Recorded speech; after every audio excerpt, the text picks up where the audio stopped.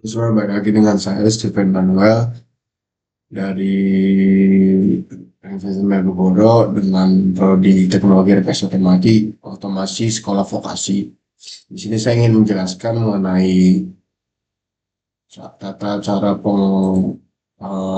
pendahuluan bahasa program C++ ya. Sebelumnya, sebelumnya kita banyak bekerja dengan bahasa yang lebih sederhana yaitu seperti Python yang pada video sebelumnya. Nah, sekarang kita akan mencoba memahami beberapa bahasa yang lebih mengenai pemrograman ke tingkat sistem dan memberikan kontrol yang lebih detail secara program itu. Nah, di sini kita ingin belajar C++. Kenapa kita harus C++? Kenapa harus C++? Karena C++ adalah salah satu bahasa pemrograman dasar yang banyak digunakan untuk memahami konsep struktur program, manajemen memori, serta kerja kompilasi. Bahasa ini juga cocok untuk memperkuat logika pemrograman kita, karena sintaksnya lebih ketat dan lebih terstruktur dibandingkan bahasa-bahasa yang bersifat interpreted. Di awal, pada awal pelajaran ini, kita akan mempelajari hal-hal dasar terlebih dahulu ya. Kita akan melihat bagaimana bentuk umum sebuah program C++.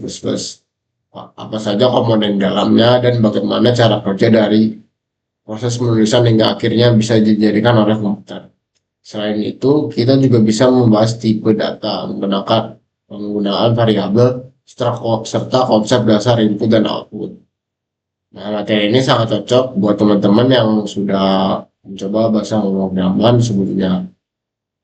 Karena konsep-konsep yang sudah dipelajari akan sangat membantu dalam mempelajari siklus lagi. Tapi bagi pemula juga nggak masalah, karena kita juga akan membahas mulai dari yang paling dasar dan bertahap sampai ke pengguna yang lebih kompleks. Untuk mengikuti video ini, pastikan teman-teman sudah menyiapkan kompiler atau lingkungan pengolahan C++ karena berbeda dari Python ya. Program sukses harus menggunakan proses kompilasi terlebih dahulu sebelum diarahkan. Dengan mempelajari C++, harapannya kita bisa memahami bagaimana program bekerja pada level yang lebih rendah sekaligus memperkuat pemahaman algoritma yang sebelumnya sudah kita pelajari. Jadi langsung aja kita lanjut ke dalam ininya. Langsung aja di sini kita mulai prakteknya mungkin dalam sederhana dulu. Kita buka saja langsung tim praktek. Nah, kita pilih yang atas.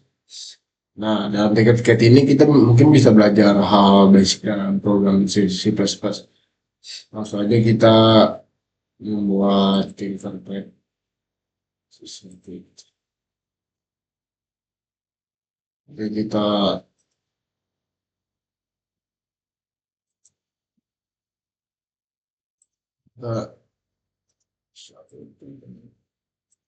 langsung bisa saja. Oke, kita bisa login dengan email kita.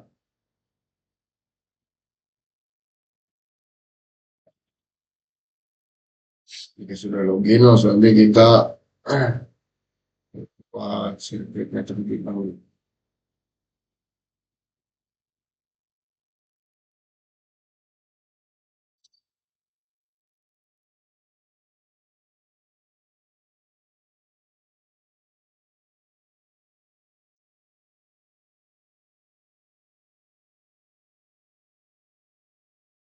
Sini kita masukkan sirkuit Arduino.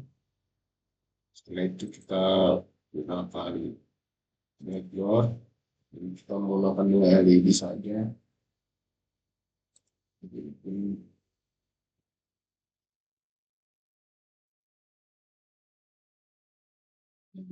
Setelah itu dari sistem.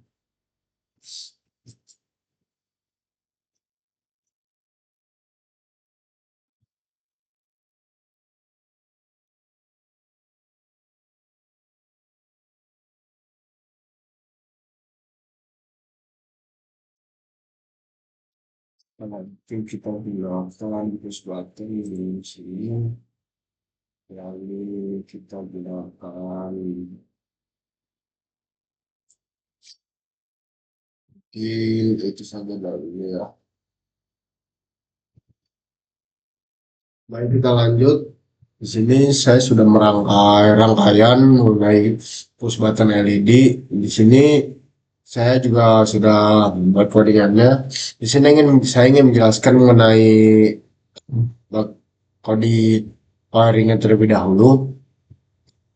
Di sini saya menggunakan aplikasi Tinkercad tadi. Lalu saya menggunakan komponennya itu Arduino Uno, lalu breadboard, lalu LED dan resistor 2 dan push button 1. Di sini saya ingin menjelaskan pin-pin apa yang saya gunakan. Di sini saya menggunakan dua pin, yaitu pin yang kelima dan 4. Di sini pin 5 itu berfungsi untuk pin 5 itu berfungsi untuk mengarahkan ke resistor, lalu pin yang keempat itu mengarahkan ke resistor juga. Enggak, tapi berbeda dengan resistor yang keempat, dia tersambung kepada anoda LED.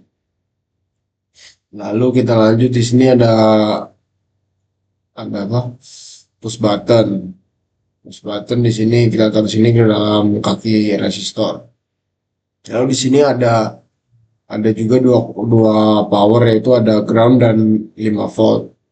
5 volt saya taruh di dalam kutub plus dan ground saya taruh di dalam kutub minus. Dan di sini dalam katode saya alihkan dalam ground dan semua kaki ini saya taruh di dalam ground, dan sedangkan ini push button saya taruh ke dalam 5 volt. Lalu lanjut ke dalam codingannya. Di sini saya menggunakan codingan if else dengan fungsi if else. Di sini pin mode dijadikan menjadi 2, itu ada 4 dan 5. 4 itu untuk output dan sedangkan 5 untuk input. Lalu kita mau void loop untuk fungsi programnya. Jika if kita read sama dengan 5 sama dengan 1, dia akan sama 1 itu akan mengubah LED menjadi LED pin 4 akan menjadi menyala. Namun jika tidak, dia akan merubah pin 4 menjadi low. Mungkin kita bisa lanjut ke dalam aplikasi selanjutnya satunya. Langsung kita masuk ke dalam Loki Broccoli yang bisa kita search dalam sebelumnya, yaitu kita tulis saja ini developer. Kalau kita masuk ke dalam sini, nanti kita scroll. Nah, di sini kita bisa melihat Broccoli. Dengan Broccoli menambahkan gitar dan aplikasi besar. Kemudian sebagai blok yang terakhir. Nah, Broccoli ini mungkin mirip-mirip dengan script pada video-video sebelumnya, yang itu mengenai video pada Python. Dan di sini kita menggunakan bahasa JavaScript atau JavaScript. Di sini ada sudah baris blok yang warnanya adalah logic, loops, enumerate, dan including text, list, variable, function. Nah, di sini sudah ada codingannya, yaitu set count, yaitu count to 1, lalu repeat while count sampai 3, lalu do print hello world, set count to count plus 1. Nah, di sini sudah terjadi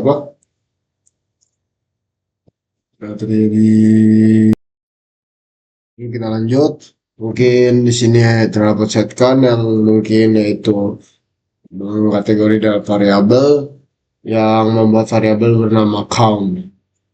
Lalu dia adalah nilai awal sebelum loop dimulai ya. Lalu kita masuk ke dalam repeat while count sebelum sama dengan 3, lebih dari sama dengan 3, yaitu masuk dalam kategori loops dan fungsinya itu melakukan pengulangan selama kondisi itu benar. Ya, seperti misal kita jadi selama nilai count masih 1 atau 2 atau 3, loop akan masih berjalan. Lalu kita tulis, lalu ada blok print hello world. Nah, di sini berfungsi untuk menampilkan teks hello world di JavaScript pada kanan yang diubah menjadi ini ya, window alert hello world. Lalu blok set count to count. Blok set count ini berfungsi untuk mengubah nilai count setiap kali loop selesai satu putaran. Ini disebut increment, menaikkan nilai yang count sebanyak 1. Semisal contoh yaitu awalnya 1, jika loop 1 selesai dia akan count 2, jika loop 2 selesai akan menjadi count 3 dan seterusnya. Mungkin di sini kita bisa merunningkan programnya. Nah, jika kita running di sini akan menuliskan hello world di dalam notif ini. Nah, mungkin kita bisa lanjut ke dalam berikutnya. Baik, di sini saya akan menjelaskan beberapa PPT yang mungkin dapat menambah pengetahuan dalam si program C++. Jadi di sini ada yang pertama itu ada proses pemrograman.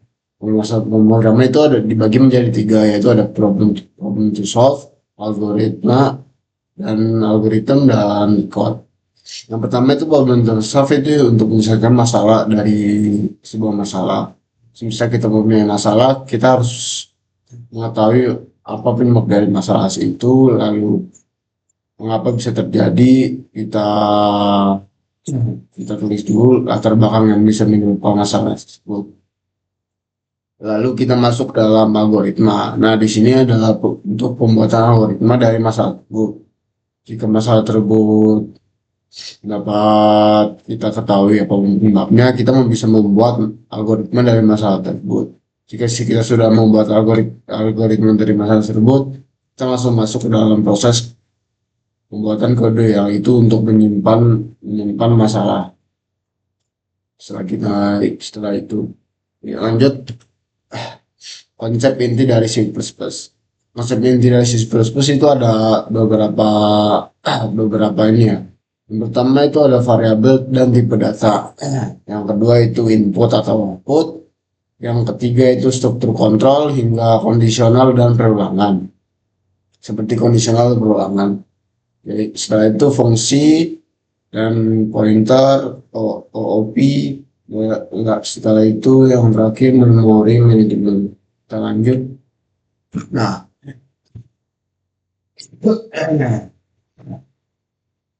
di sini ada cara menulis kode yang rapi.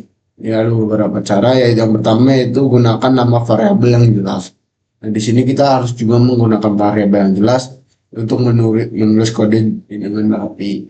Lalu menggunakan indentasi konsisten. Setelah itu hindari kode berulang seperti dry atau don't repeat yourself. Lalu pisahkan kode dalam fungsi. Setelah itu gunakan komentar seperlunya. Setelah itu gunakan const untuk nilai tetap. Setelah itu struktur folder yang rapi. Nah, di sini ada materi lanjutannya.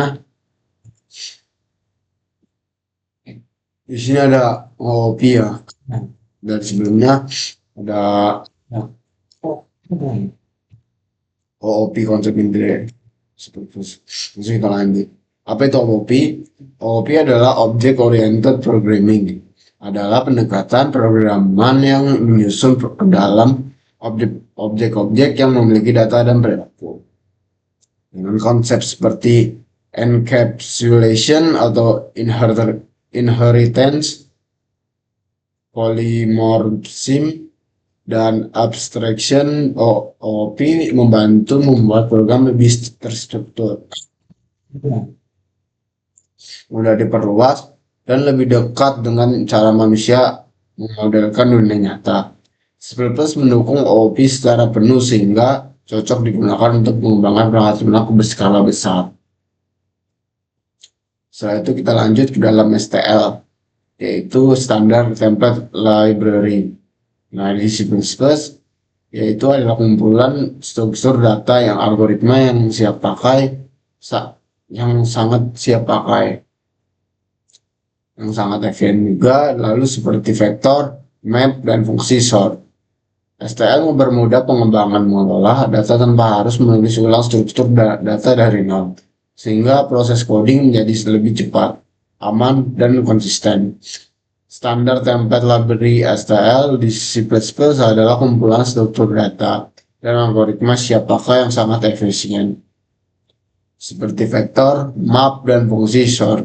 STL mempermudah pengembangan mengelola data tanpa harus menulis ulang struktur data dari nol, sehingga proses coding menjadi lebih cepat, aman, dan konsisten. Nah, kita lanjut ke dalam template. Template dalam C++ ini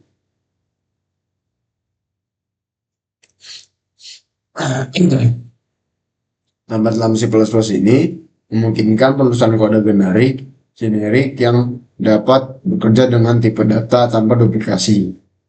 Dengan template, kita bisa membuat fungsi atau kelas yang fleksibel dan dapat digunakan kembali. STL sendiri dibangun sepenuhnya menggunakan template, sehingga sangat kuat dan dinamis. Nah, kita lanjut masuk ke dalam hard IoT dan hardware. Dalam konteks IoT dan hardware, C++ sering digunakan karena performanya yang tinggi dan kemampuannya berinteraksi langsung dengan perangkat. Pada platform seperti Arduino atau ESP32, C++ digunakan untuk mengendalikan sensor, aktuator, modul komunikasi, serta melakukan pertukaran data melalui protokol seperti UART, I2C, Wi-Fi, dan MQTT. Kombinasi konsep OOP, kekuatan STL, dan fleksibilitas template membuat C++ sangat cocok untuk pengembangan sistem IoT yang efisien, modular, dan mudah dikembangkan. Nah, mungkin segitu yang bisa saya jelaskan. Langsung saja kita masuk ke dalam prakteknya. Baik, kita lanjut ke dalam videonya. Di sini kita harus menginstal beberapa mungkin satu aplikasi, mungkin satu atau dua. Di sini saya ingin kalian harus menginstal aplikasi yang bernama Visual Studio Code. Nah, di sini sudah muncul beberapa aplikasi, kita pilih saja yang paling atas. Nah, jika kita sudah sampai di sini, mungkin kalian bisa mendownload aplikasi Visual Studio Code. Masih kita pencet download.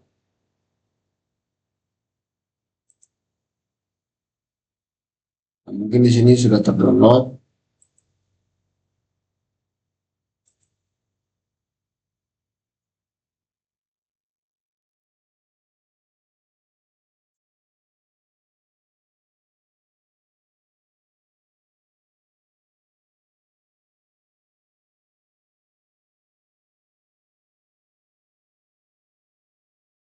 Tentu saja sampai ini berhasil.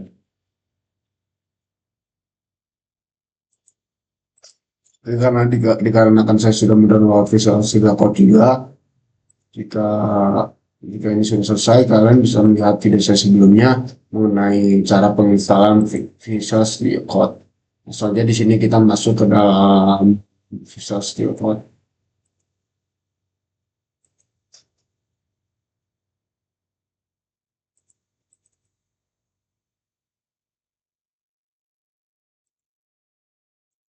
Nah, kita masuk dalam Visual Studio Code. Sini mungkin masih ini kita di file.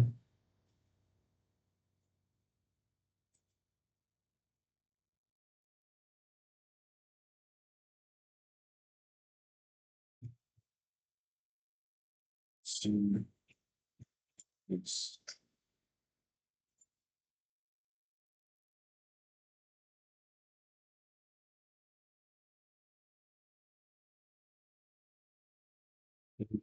kita tunggu video lah.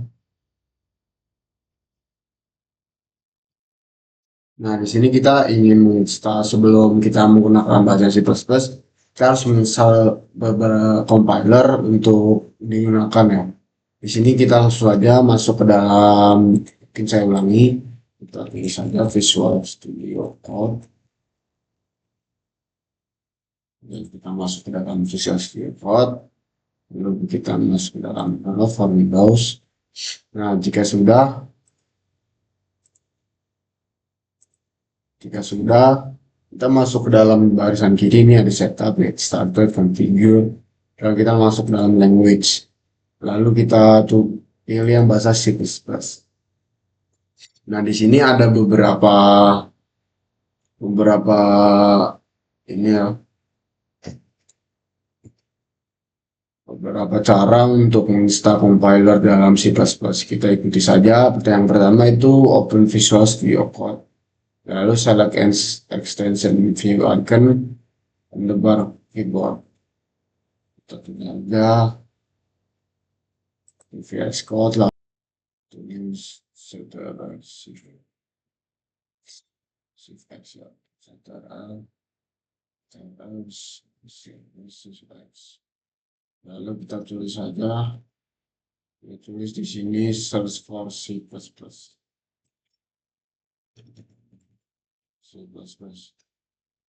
Nah, di sini akan paling atas. Setelah itu select install. Nah, kita tunggu sampai dia menginstal ini selesai.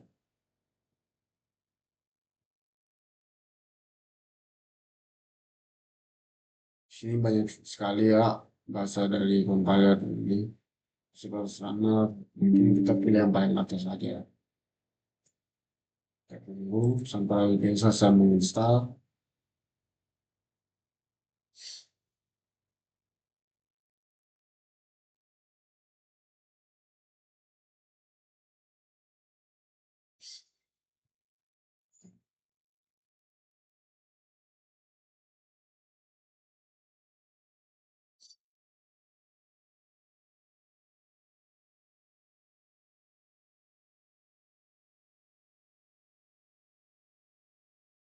Nah, di sini sudah terinstall. Mungkin kita bisa lanjut. Dan jika kita sudah selesai menginstal dalam ini, kita langsung saja mengikuti langkah-langkah di sini. Check if you have a compiler installed. There may already be a C++ compiler or debugger profile or academic now. Langsung aja kita di sini kita tulis menggunakan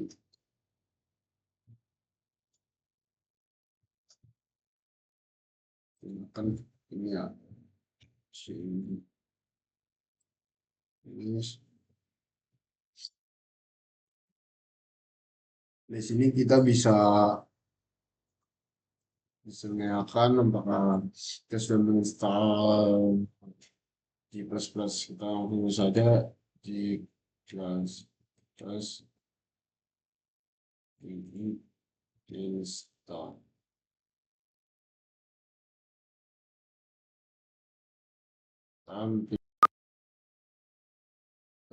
Kita menggunakan G++. Kita ini versi.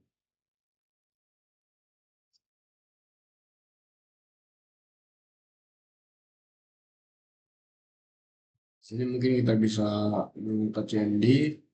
Kita ulangi saja kan tadi off. Langsung tulis G++ version. Nah, di sini G++ is not recommended on internal external command. Nah, di sini tidak ada terinstall kita G++ atau lainnya. Misalnya kita install beberapa compiler. Di sini saya ingin menggunakan MinGW ya. So, kita menggunakan tutorialnya. Lalu you can load the test. Run installer step by step. Di sini mungkin kita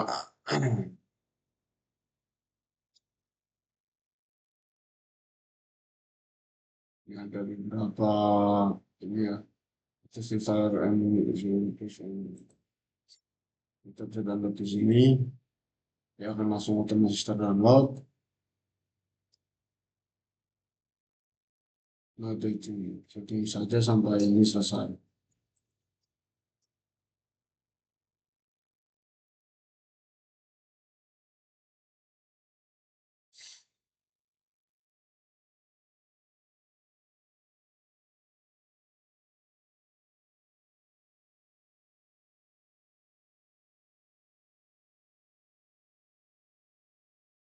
Tunggu sampai ini selesai.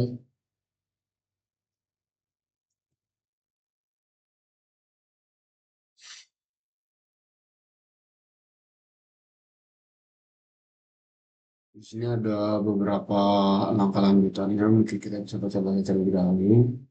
Masukin stiker di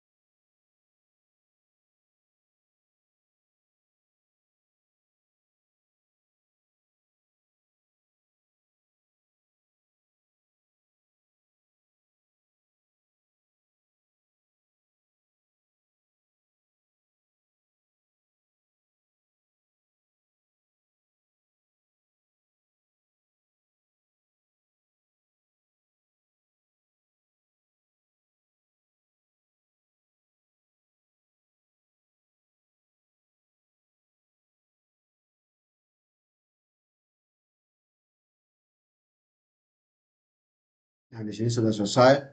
Langsung aja kita run di install. Nah, di sini mungkin di sini kita bisa nulis next. Terus kita masukin tadi saja, ini saja, dan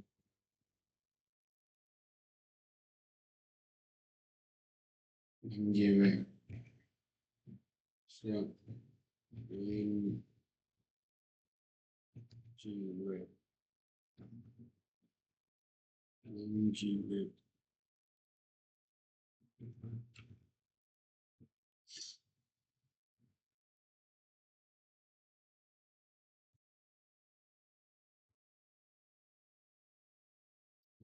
Itu saya sudah tulis next. Kalau di sini accessibility kita tulis itu.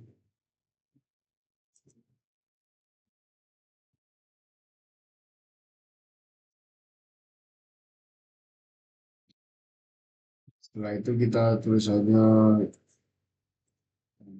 tulis notes dan NSC2.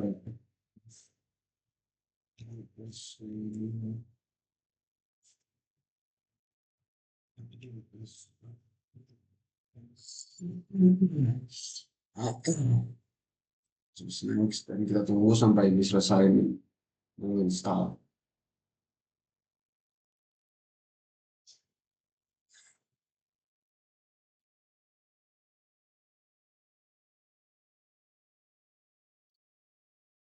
Sampai bisa download.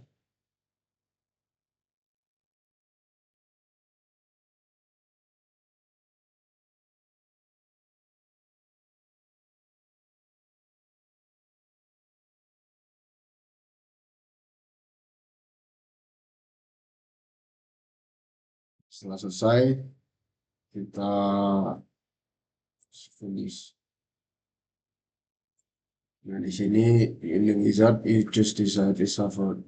The return is not scarcely recommended acceptable. Checks are finished, they will open message. Message now, nah kita langsung aja ini lalu kita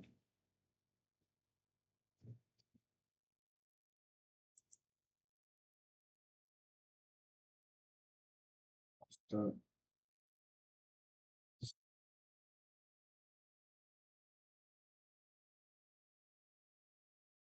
Terasosified of 1905 kecil di posisi itu 19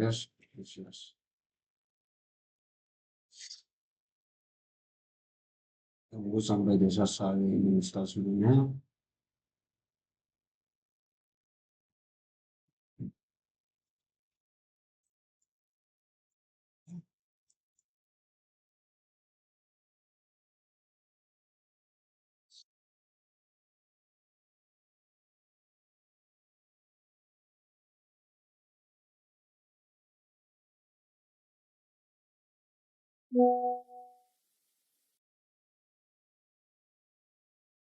saja sampai selesai.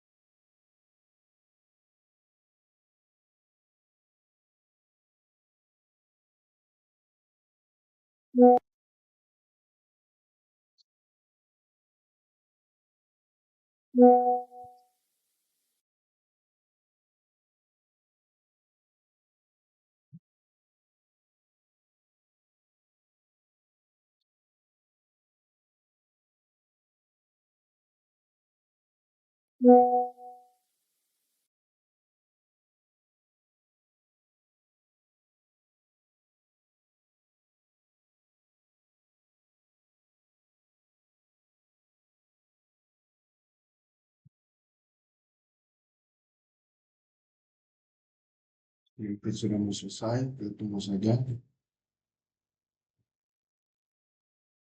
Tanggal 35 dengan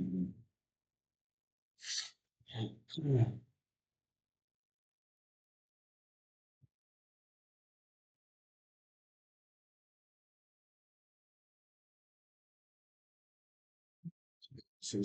selesai menginstal, kita tunggu saja sampai ini selesai. Kita pengen ya, ini folder, ini most part, ini folder, ini bisa sebuah type settings, you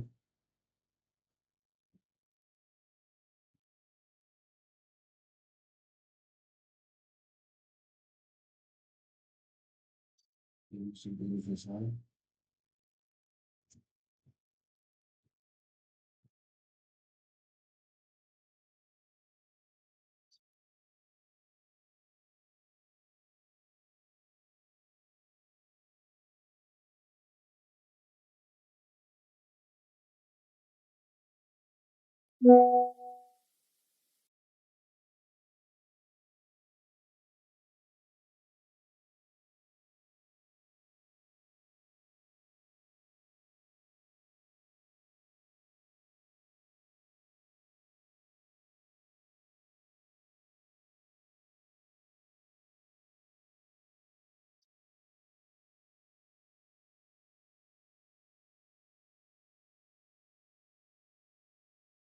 Di sini sudah selesai terinstall.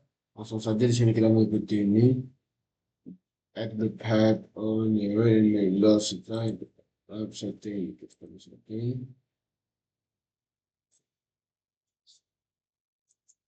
Kita search yaitu edit and info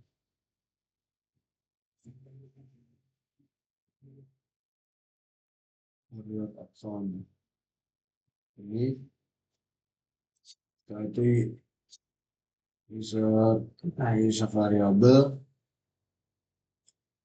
jadi di sini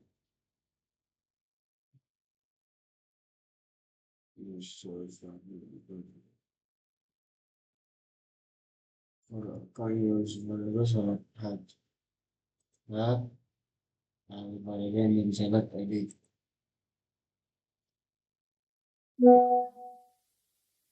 lalu select new folder, lalu add the missing folder ini installation process. Kamu bisa mengecek karena dia itu di data D.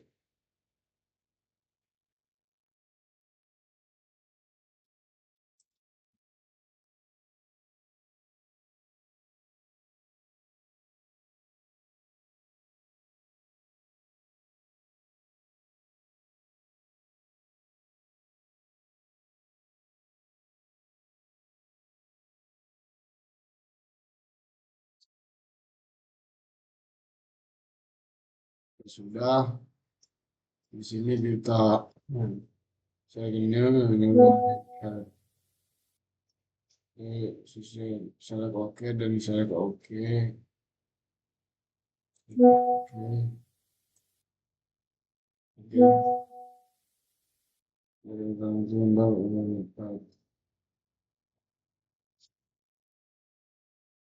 story open and console windows for updated pet environment. Nah, di sini bisa mengecek min GUI apakah terinstall. Jadi langsung aja kita gunakan cmd, lalu kita tulis g plus plus version. Di sini istilah dengan sistem command. Nah, sebentar. Ya, karena akan dari salah, di sini saya mungkin terus. Di sini kita masuk ke dalam sistem variabel ini, lalu kita tulis mungkin ini, lalu kita lalu kita ini sampai oke. Nah, mungkin di sini kita langsung buka saja. Kita tulis G++.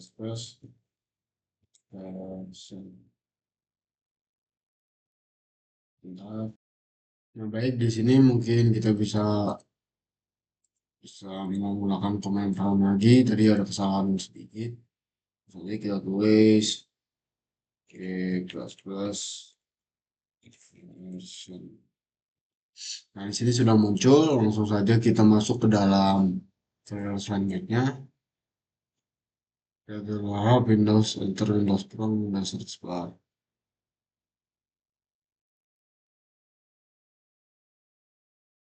Ini sudah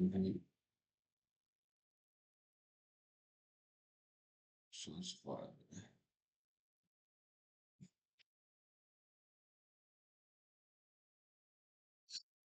Kita bisa gunakan ini, kita masuk dengan VSS, kita tulis di sini, kita tambah file now must use this code.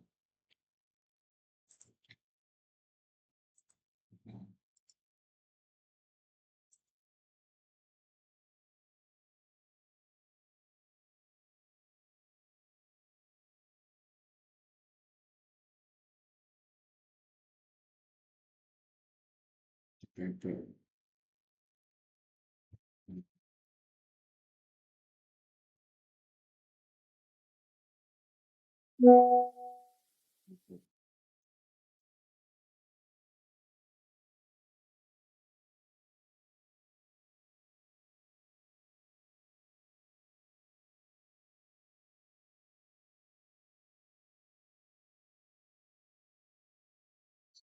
Ya, kita langsung aja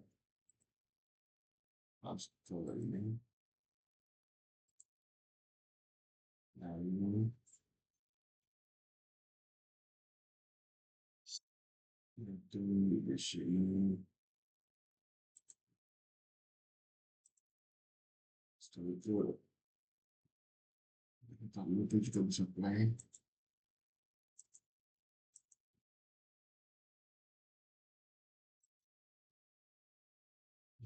Session back. Kita install terlebih dahulu.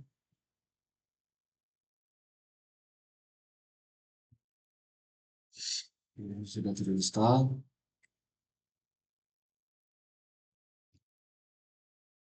Jadi kita bisa mengecek kembali.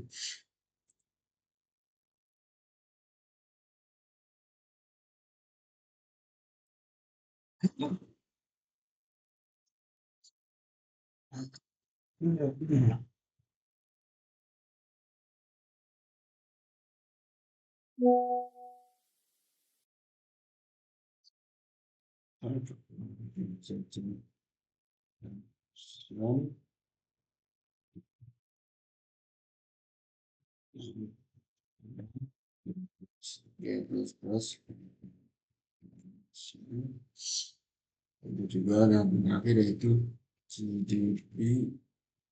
Nah,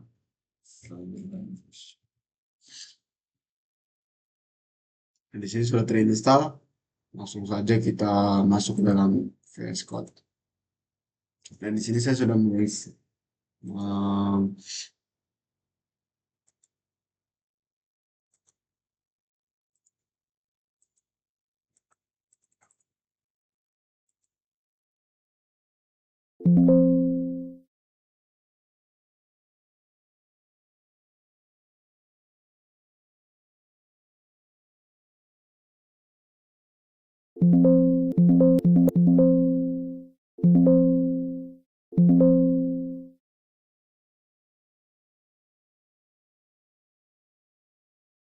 saya sudah menyiapkan satu codingan untuk codingan biasa. Mungkin di sini saya bisa jelaskan. Misalnya saya menjelaskan beberapa baris ini. Yang pertama itu adalah include IOStream atau include IOStream ini adalah preprocessor ya, yang preprocessor reaktif yang memberitahu compiler untuk menyertakan library IOStream. Library ini menyediakan fungsionalitas untuk input dan output standar, seperti untuk output dan input. Dan kita masuk ke dalam using namespace std, yaitu itu untuk menggunakan elemen-elemen dari namespace standar secara langsung seperti cout atau lain cout, in, ya gitu ya. Lalu kita masuk ke dalam in main yang berfungsi untuk setiap program C++ harus memiliki fungsi main yang untuk mengeksekusi program dimulai dari sini. Yang menunjukkan ini itu menunjukkan untuk fungsi ini akan mengembalikan nilai integer dan biasanya 0 saat selesai. Dan in x itu untuk mendeklarasikan sebuah variabel bernama x dengan tipe data integer. Variabel ini digunakan untuk menyimpan angka yang dimasukkan oleh pengguna. Lalu kita masuk ke dalam code hello world, yaitu digunakan untuk menampilkan teks layar ya. Ini akan menampilkan teks hello world yang diikuti oleh NL, N1, N-line untuk yang berfungsi untuk pindah ke baris baru. Lalu kita masuk ke dalam count angka, inputkan angka, menampilkan pesan inputkan angka ke layar. Lalu itu in itu karakter input ya, kepanjangan dari karakter input yang digunakan untuk mengambil input dari pengguna melalui keyboard. Nilai yang dimasukkan pengguna akan disimpan ke dalam variabel. Masuk ke dalam out angka, menampilkan yang ini menampilkan angka yang ada input ya adalah, lalu return 0 dan lalu itu mengakhiri fungsi main dan mengembalikan nilai ke dalam 0 ke sistem operasi. Nilai 0 secara konvensional menunjukkan bahwa program telah berjalan dengan sukses tanpa error. Nah, jadi sebelumnya saya ada kesalahan di dalam installing C++. Jika kalian juga mengalami yang sama, mungkin kalian bisa pertama-tama masuk ke dalam extensionnya, lalu tulis C atau garis miring C++. Jika kalian sudah menginstal yang C++ dari Microsoft, kalian bisa menginstal dari C atau garis miring C++ compile run. Nah, setelah kalian install, mungkin kalian bisa mengikuti itu. Nah, di sini langsung aja saya sebelumnya sudah menjelaskan fungsi dari tiap baris dari codingan ini. Langsung aja saya running yang sebelumnya error. Nah, di sini akan menjadi sukses. Nah, di sini hello world, lalu inputkan angka. Di sini user akan menginputkan angka, mungkin kita menginputkan angka 4. Nah, dia akan output yaitu angka yang ada inputkan ada 4. Jika kita play lagi, kita menginputkan angka 100. Nah, dia akan sesuai dengan angka yang kita input yaitu adalah 100. Angka yang ada inputkan adalah 100. Nah, mungkin sekian video yang bisa saya jelaskan mengenai pandawan C++. Sampai jumpa dalam video selanjutnya. Sulit tadi, Bang.